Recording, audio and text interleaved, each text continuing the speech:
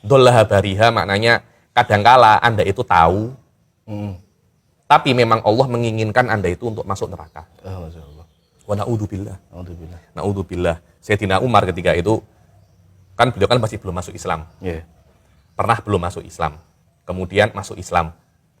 Ketika masuk Islam, setelah masuk Islam ditanyai oleh beberapa sahabat. Sayyidina Umar, ente ini pinter. Kok bisa dulu ini menyembah Lata dan Uzza? Soalnya itu kan. Kok bisa ini menyembah Lata dan Uzza pada saat itu? Yeah. Karena setelah Nabi diutus, Sayyidina Umar tidak langsung masuk Islam.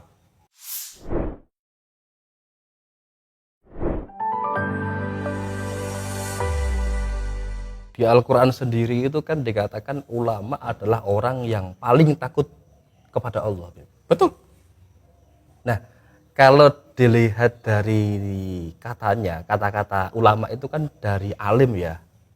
Alim itu kan pengetahuan harusnya. Mengapa kok dikaitkan dengan sifat takut kepada Allah itu? Ya jelas, jadi semacam ini. Ketika Anda tahu, semakin tahu Anda tentang Allah, Anda semakin takut kepada Allah. Anda tidak takut kepada Allah karena Anda tidak tahu siapa itu Allah. Kadang kan ada orang yang tahu tapi ndablek, Habib. Tahu itu tapi jarang itu tapi jarang. tidak takut gitu loh. Jangankan Allah ya, pemimpin saja. Jadi kalau Anda tinggal di negara-negara yang diktator, Iya. semakin Anda tahu kediktatoran dia, semakin Anda takut kepada dia. Dulu itu ada teman saya itu ketika masih Saddam Hussein itu hidup dulu, ketika itu teman saya itu belajar di Irak, masih zaman-zamannya Saddam Hussein dulu masih hidup. Dulu itu ada foto besar Saddam Hussein itu begini, sambil ada pelor itu Ya, pelor. Bintang-bintang itu juga. Bukan, bintang-bintang begini. Dia hari-hari lewat situ, nggak ada masalah. Lewat. Satu hari dia lihat pelang Saddam Hussein itu ada yang nimpuk dengan tanah liat. Tepat di mukanya Saddam Hussein begini. Masya Allah. Mulai besok tidak ada yang boleh lewat situ. Takut. Karena dia tahu bagaimana kediktatoran Saddam Hussein pada saat itu. Jadi semakin Anda tahu terhadap seseorang, semakin Anda takut kepada orang itu. Kalau Anda tahu Allah, Ya. semakin takut Anda kepada Allah. Bagaimana Allah itu syadidul iqab, syadidul mihal. Tak perlu dengan kita. Yaf'alu ma yasha. Anda kan takut dengan Allah. Karena itu, yang paling takut dengan Allah ya ulama. Karena mereka tahu terhadap Allah Subhanahu wa taala. Jadi pengetahuan di sini itu tidak terbatas fikih. Oh, enggak gitu ada. Al ulama maknanya al alim di dalam bidang agama. Biasanya semacam itu. Karena itu yang mengetahui, semakin Anda mengetahui Allah, semakin Anda takut kepada Allah Subhanahu wa taala. Karena Anda tahu bagaimana kalau kita mengatakan attitude. Ya. Kalau Anda mengetahui Allah dan Anda mengetahui sifatnya, Anda mengetahui afalnya, Anda akan takut kepada Allah. Kadang kan kita lihat, Habib, ulama terkenal alim, terkenal masyhur lah sebagai seorang ulama. Tapi pada kenyataannya, mohon maaf, cabul gitu. Itu kan sebuah hal yang bertentangan dengan Al-Quran tadi. Tidak takut dengan Allah. Tidak. Sedangkan dia mengetahui ilmu-ilmu agama, hafal Quran, hafal hadis. Pertama ada dua kemungkinan dalam dalam konteks ini. Yang pertama, yang Anda anggap dia itu ulama, ternyata hakikatnya bukan ulama. Cuma perspektif orang-orang mengatakan dia itu ulama. Karena ulama yang hakiki ketika dia mengetahui, jangankan Anda kalau kita di dalam dunia mengetahui kalau mencuri itu akan datang polisi, Anda akan mencuri? Kita akan takut kan? Takut. Kenapa? Karena kalau kita mencuri, kita mengganggu orang, polisi akan datang. Kita takut semacam itu. Orang yang mengetahui yang mengetahui bagaimana Allah itu bisa yarfa'u wa yunzil wa yuskit, kita akan takut kepada Allah Subhanahu wa taala. Yang pertama itu yakni orang yang kita anggap ulama, ternyata hakikatnya bukan ulama, cuma diviralkan bahwasanya dia itu adalah ulama. Dan pada zaman ini, Masya Allah, banyak sekali itu. Masya Allah, banyak sekali. Alhamdulillah, Habib. Saya itu baru kemarin tuh ngobrol-ngobrol dengan kawan saya itu, orang yang dulu kerjaannya itu cuma cuma ya gitu, joget, main diskotik, main ini, kemudian memakai baju-baju ulama, Masya Allah, followersnya jutaan. yang melihat ceramahnya banyak. Kalau yang berpura-pura jadi ulama saya kira maklum Habib.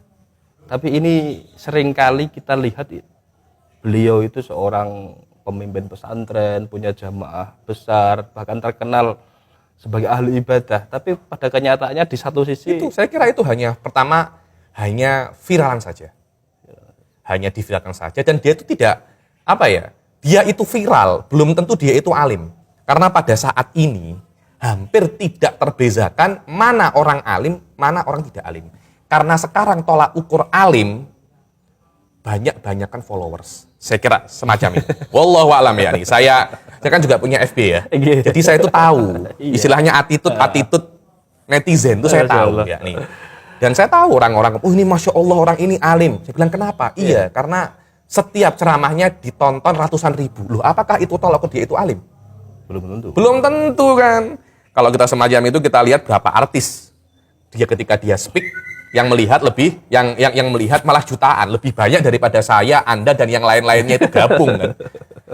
Jadi viral belum tentu dia itu alim. Kaya belum tentu dia itu alim. Ini saya sedikit kontroversi. Kasyaf belum tentu dia alim. Suf tinggal. Orang banyak ibadah belum tentu dia alim. Al ulama belum tentu banyak ibadah. Dan saya bisa mempertanggungjawabkan itu. Guru saya Said Koda itu mengatakan beberapa ulama, terkenal ulama pada bidangnya, tapi tidak banyak sholat sunnah. Biasa saja ya, ini hanya yang wajib-wajib. Tapi amal ibadahnya dia itu banyak mengajar. Tidak banyak baca Quran. Ya baca Quran mungkin 1 hari setengah juz. Tidak yang kayak 1 hari khatam 1. Kemudian sholat sunnahnya paling cuma yang rawatib aja, witir. Tidak yang kayak 1 hari itu tahajud sampai 1000 rakaat, nggak semacam itu. Tapi memang amalnya itu banyak di dalam mengajar. Saya kira yang yakhafullah yaitu karena dia lebih mengetahui Allah dibanding orang-orang yang mungkin ibadahnya banyak tapi ilmunya sedikit. Jadi ulama-ulama yang ilmunya banyak dan ibadahnya tidak terlampau banyak, saya kira kualitas ibadahnya lebih baik daripada yang sedikit ilmunya tapi ibadahnya banyak. Jadi pengetahuan ini lebih dominan ke pengetahuan tentang Allah. Saya kira semacam itu. Bukan pengetahuan tentang fikih, tafsir, bukan Web. Saya kira yang paling takut Allah ya yang paling mengetahui ilmu akidah. Ya semacam itu, dan itu bukan kata-kata saya. Imam Sanusi dalam beberapa kalimatnya mengetahui, yakni yang paling takut kepada Allah yang mengetahui ilmu kalam, mengetahui ilmu akidah. Dan itu biasa ya nih. Saya kira yang paling mengetahui sholat ya ulama fikih. Yang paling mengetahui nahwu ya ulama ya sibaweh ya ulama nahwu. Yang paling mengetahui usul fikih ya usuliyun. Ya paling mengetahui Allah siapa? Ya ulama ul akidah. Saya kira itu normal kok. Itu normal saja itu. Terus ada kemungkinan yang lain. Kenapa kok ada ulama itu banyak bermaksiat? Yang kedua, dollaha bariha. Dollaha bariha maknanya kadangkala Anda itu tahu, tapi memang Allah menginginkan Anda itu untuk masuk neraka. Wa na'udzubillah. Na'udzubillah. Sayyidina Umar ketika itu, kan beliau kan masih belum masuk Islam. Pernah belum masuk Islam. Kemudian masuk Islam. Ketika masuk Islam, setelah masuk Islam ditanyai oleh beberapa sahabat. Sayyidina Umar, inti ini pinter. Kok bisa dulu itu menyembah Lata dan Uzza? Soalnya itu kan. Kok bisa itu menyembah Lata dan Uzza pada saat itu? Karena setelah Nabi diutus, Sayyidina Umar tidak langsung masuk Islam. Ada beberapa masa beliau itu masih belum masuk Islam, kemudian masuk Islam. Kok bisa itu menyembah Lata dan Uzza? Apa kata Sayyidina Umar? Dollaha bariha. Kita tuh dulu punya akal yang besar. Tapi subhanallah dollaha bariha. Di sini titik inilah kita mesti bersyukur kepada Allah. Belum tentu kita pandai, kita beriman. Belum tentu kita itu mengetahui ilmu, kita takut dengan Allah. Karena ada yang namanya ulama usul. Ada yang namanya orang-orang yang tahu itu haram, tetap dilakukan karena kalah dengan hawa nafsunya. Kalah dengan hawa nafsunya. Dan itu normal sekali itu. Normal sekali karena ada orang itu, subhanallah ya, kita ini manusia.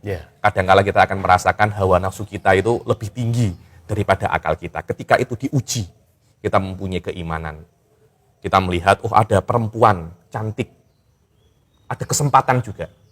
wah ini bisa ini kalau kita skandal dengan perempuan ini. Akal kita mengatakan, jangan, itu haram. Saya tidak pernah semacam itu, bohong. Anda manusia kok. Iya. Anda tidak pernah suka dengan lawan jenis ya ini? Tidak normal itu. Tidak normal itu. Jangan-jangan Anda itu LGBT. Ada daging, daging babi, enak. Otak kita mengatakan kan, jangan, ini haram. Iya.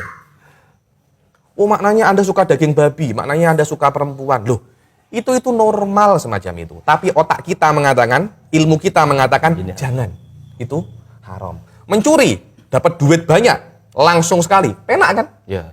Akal kita mengatakan, jangan, itu haram. Oh saya tidak suka mencuri, saya tidak suka uang banyak dengan mudah, saya tidak suka perempuan. Jangan-jangan Anda bukan manusia. Loh, bukankah itu guna daripada agama Islam? Membatasi kita mempunyai hawa nafsu. Saya kira semacam itu. Ya, ini Anda ingin berjima dengan perempuan, silahkan. Ada SOP-nya namanya menikah. Anda ingin dapat duit banyak, silahkan. Ada SOP namanya bekerja. Anda mau apa lagi? Anda mau banyak pengikut, silahkan. Ada SOP namanya belajar. Kalau Anda dapat pengikut banyak dengan mistis-mistis, dengan mumbul-mumbul, lah itu SOP-nya kurang tepat. Kurang tepat. Wallahu a'lam. Kalau ada orang nggak begitu pintar, Habib, artinya pengetahuannya sedikit, ilmu akidahnya ya biasa saja, ilmu fikihnya biasa saja, ilmu syariatnya biasa saja, tapi dia takut sekali dengan Gusti Allah. Apakah itu bisa disebut dengan ulama? Tidak. Yakni dengan sedikitnya ilmu, kemudian dia itu takut dengan Allah, maknanya dia memahami ilmunya yang sedikit tadi itu. Dia benar-benar memahami apa yang dia ketahui. Yakni ulama pasti takut dengan Allah, semacam itu. Tapi belum tentu yang takut dengan Allah itu apa namanya? Ulama. Orang yang takut dengan Allah selain ulama ada, tapi tidak banyak. Tapi kalau memang Anda itu ulama, biasanya Anda takut dengan Allah Subhanahu wa taala. Juga ada ulama yang tidak takut dengan Allah, ada. Tapi tidak banyak. Dulu tuh ada namanya Nadhom, terkenal itu. Ulama besar, Mu'tazilah, Nadhom namanya. Dia itu diriwayatkan katanya dia itu minaz zanadiqah. Nadhom itu. Ada orang itu dia tuh mengkomersilkan ilmunya. Oh ente mau apa? Oh saya mau ilmu tentang lebih afdolnya Trinitas daripada Tauhid. Dia punya uang berapa? Oh saya punya uang segini. Saya buat kitab. Afdoliyatut Tathlits ala Tauhid. Ya itu. Wani piro. Wani piro. Ya itu ulama-ulama apa jenenge wani piro. Iya, loh ada semacam itu dalam sejarah Islam itu ada. Kenapa? Ya saya gitu, syahwatnya melebihi ilmunya. Karena beberapa waktu lalu itu kan ada yang menggiring opini kalau yang penting takut itu bisa dikatakan ulama, bahkan disebut kambing itu lebih ulama daripada kamu kan gitu. Ulama kambing. Ulama kambing nggak bisa. Ya, jadi tidak ada korelasinya. Tidak ada korelasi. Saya kira yakni yang takut kepada Allah itu ulama, bisa maknanya biasanya yang takut dengan Allah itu ulama, semacam itu. Dan di dalam kata-kata inama, walaupun ya dulu alal hasr, cuma di dalam beberapa konteks bisa dikatakan mayoritas semacam itu. Dan ada beberapa orang yang bukan ulama takut kepada Allah, tapi jumlahnya sangat sedikit sekali. Biasa kok ada orang-orang kaya tanpa bekerja, ada loh itu. Tapi tidak banyak. Rata-rata orang kaya itu bekerja. Anda lihat di Indonesia yang masuk orang-orang terkaya di Indonesia, ada yang cuma duduk di rumah. Anda ada, mereka semua kan apa namanya? Bekerja semua kan, pengusaha semua. Wallahu a'lam.